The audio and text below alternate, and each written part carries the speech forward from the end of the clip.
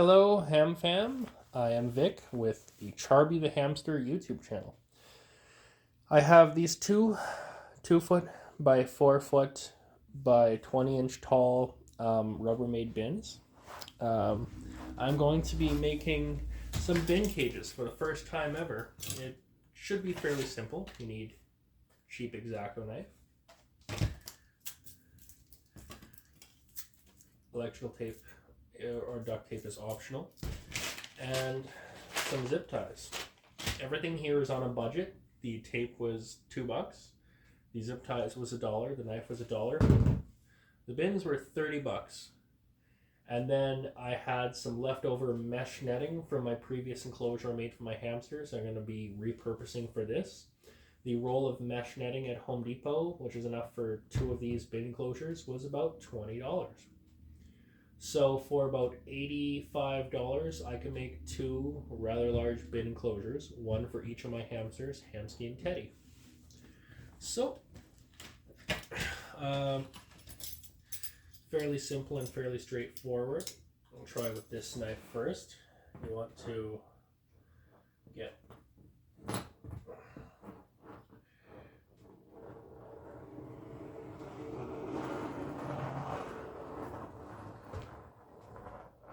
a good score going.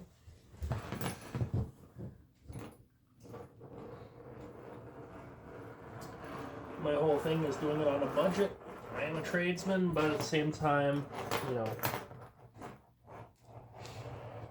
not everyone has access to a circular saw or a Dremel tool or any of the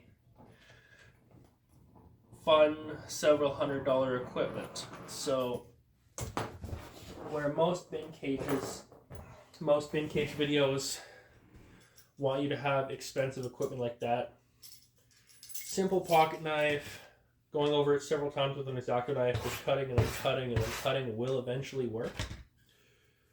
Just for ease of access, if you have a particularly sharp knife, it will cut through.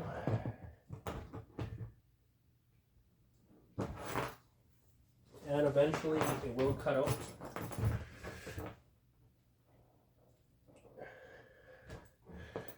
You can get a little bit of a sawing action going if you're getting stuck.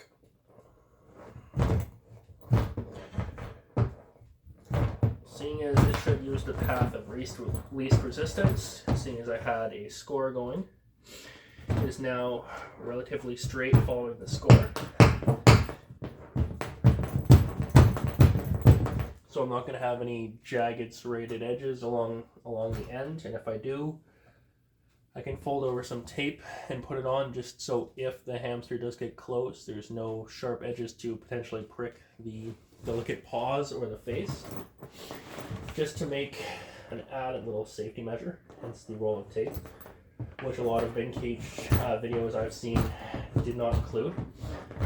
Also, seeing as they usually put a lot of them will put the mesh on the bottom, I like to have a layer of tape either on the bottom or especially on the top, a layer of tape on the top, just in case my cat jumps on or the hamster goes on the bottom.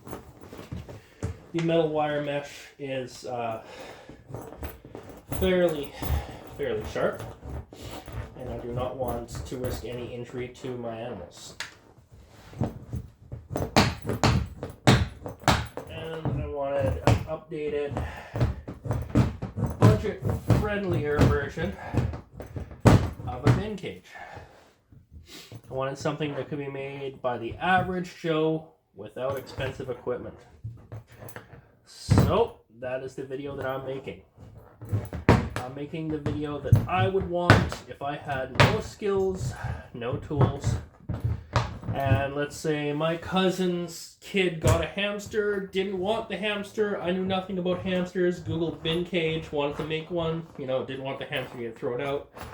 This is a situation that happens a lot, sadly. People get or are given hamsters as pets, are terribly ill-equipped to handle said hamsters, and usually give them away to relatives, or just, as sad as it is, dispose of them. So, because that is just awful, but it is a thing that happens, There are a lot of people you see in Facebook groups, on Instagram and such, who are like, I suddenly have a hamster because my relative couldn't care for it. Or, I found one in the side of the road in a Timbits or a KFC bucket, which is another couple stories I've heard recently, which is just tragic. Hamsters ended up being okay in both those situations and are in loving homes. They were put in bin cages similar to this, but yeah, I'm very much in the wheelhouse of it should be easier, it should be more affordable to care for a small animal than it is. So, budget-friendly options.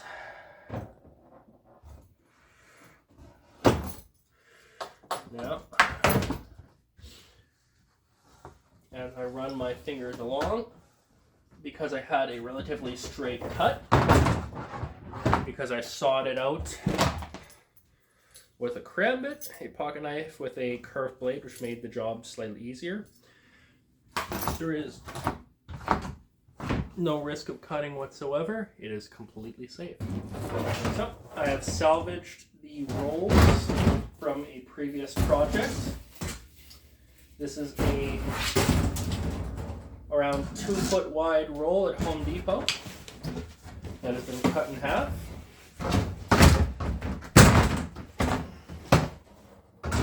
Now it is incredibly easy to work with this part.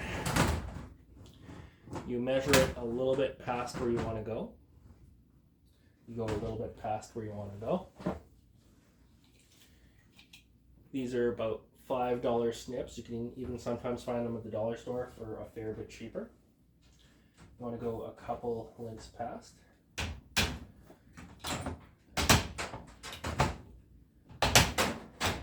And you typically just want to use one hand.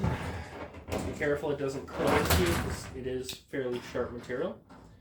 And you just want to snip along one straight line. So one of these half rolls will make both enclosures.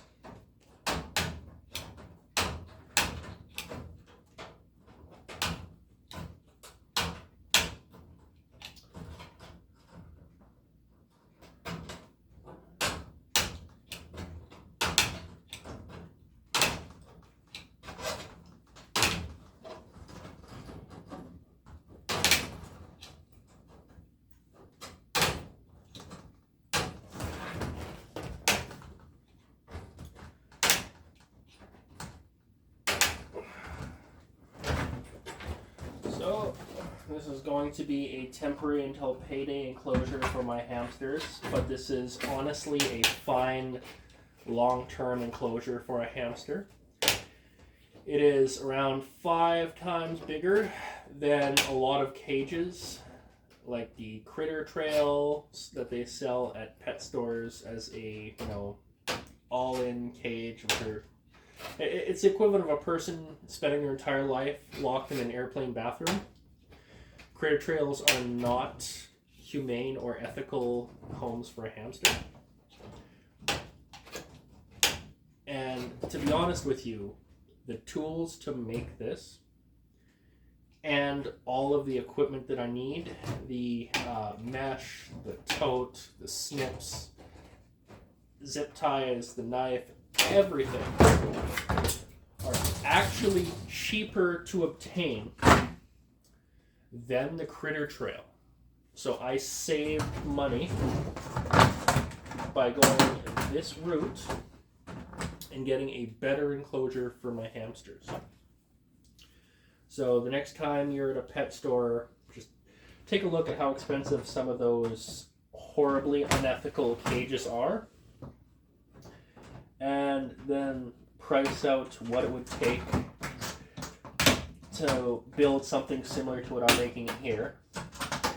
And you would be shocked to see just how much money you can save without any skills or experience whatsoever. This is the easiest DIY. This is a very basic project that anyone who's never even touched a hammer a day in their life could make in around an hour.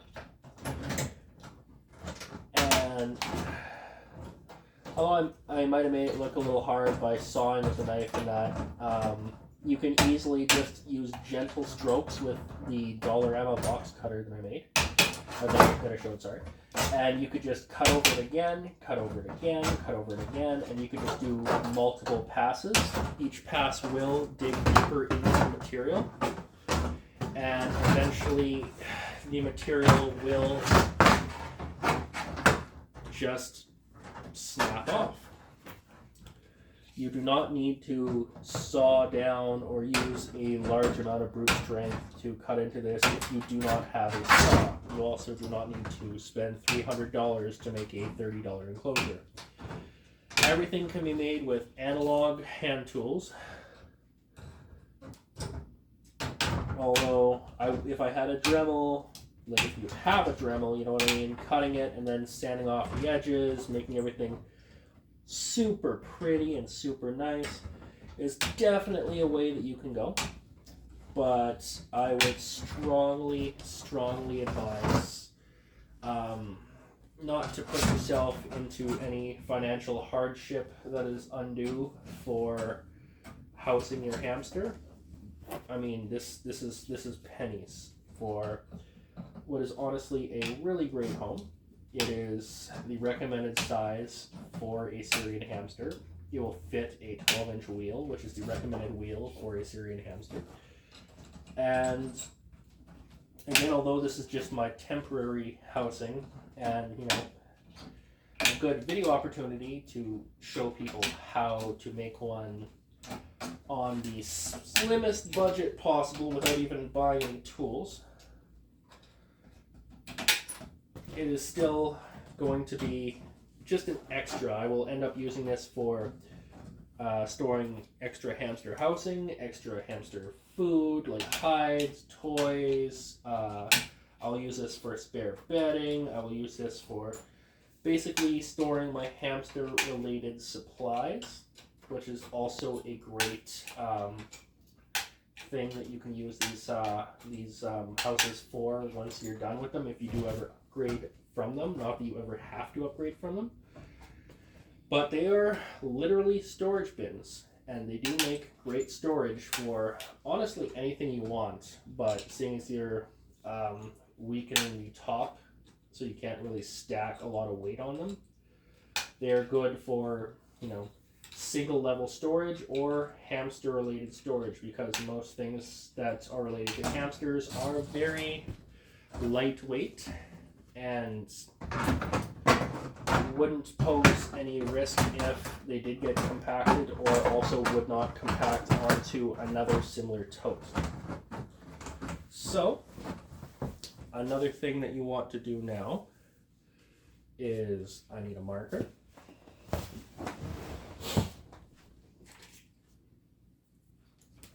So you take any cheap little marker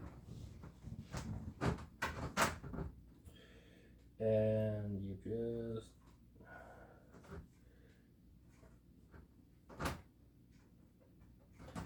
make a couple dots.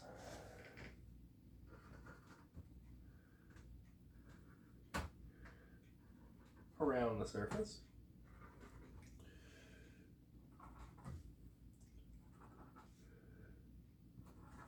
Whereas some people like to put their mesh netting on the bottom underneath. I personally am going to be putting my mesh netting on. So now that I have a layout, I'm literally going to use the exact same knife. Again, you can use the cheap box cutter. This just has a nice pick, so it's going to be a little bit easier for me. You know, use whatever is easiest for you. And I'm going to kind of drill a hole.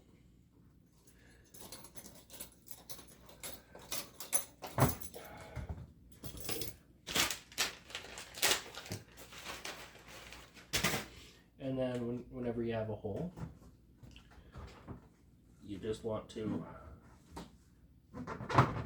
slide a zip tie into that hole.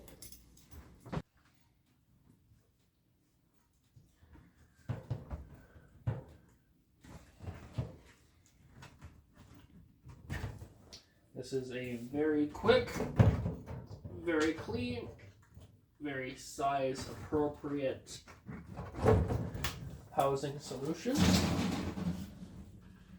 for all of your, hamsters' housing needs. It holds, to be honest, close to a foot of bedding. I personally only ever use paper bedding because even aspen shavings can cause respiratory illnesses in your hamster. Some people do not believe this to be the case, but I have a little science experiment for that. Buy a small bag of aspen and buy a small bag of paper bedding. Shake them out. They will both produce small amounts of dust. Take the paper bedding dust, add water equal to the amount of dust, and you will see that the paper dissolves. It will eventually turn into nothing if you even slightly work it with your fingers.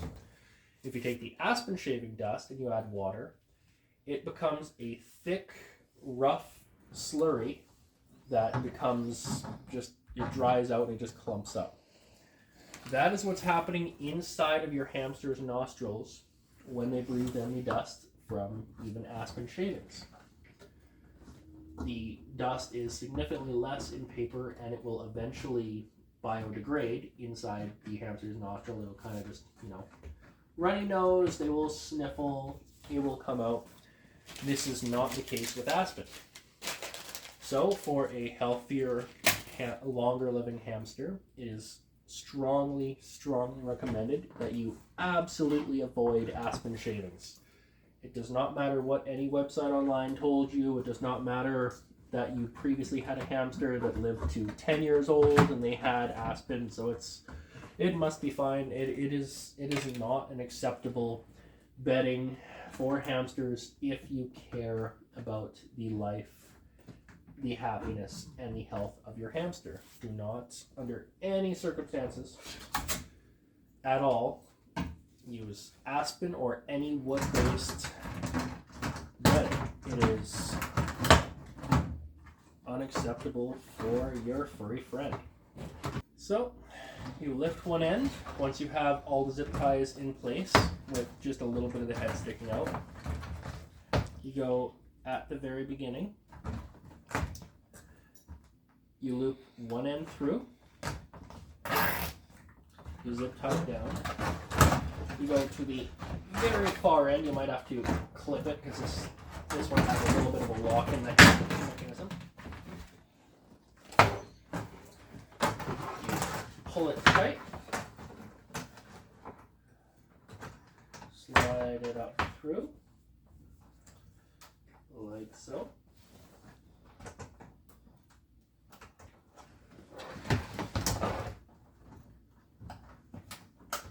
And then you want to always cinch your zip ties tight. If you get any overlap close to a corner, if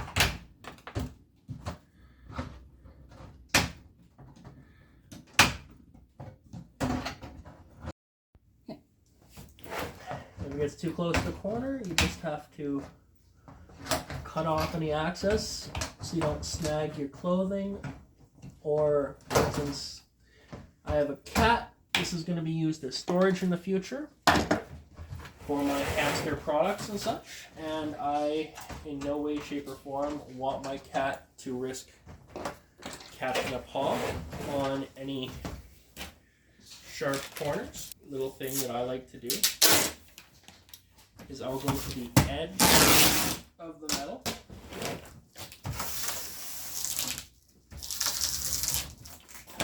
And this small, simple action here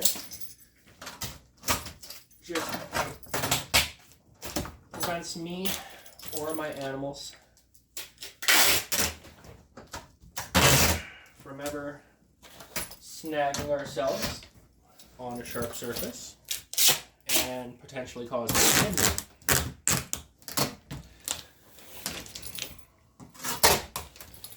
You do not have to worry about your hamster with the fibers from the tape because they will never have access to the tape to gnaw it in any way, shape, or form. It is merely on the outside for any people walking by, any animals, anything like that.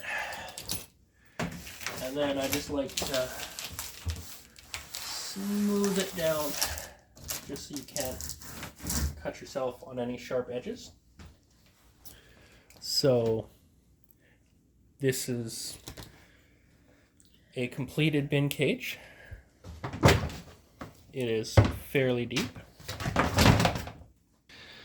And this is what the bin cage looks like when it is filled. You pop off one end, the other end pops off. This is a 12-inch wheel, fit for a Syrian. A food and water container. There is almost a foot of bedding. If you look right there, you can see Hamsky hiding out in his little circus tent.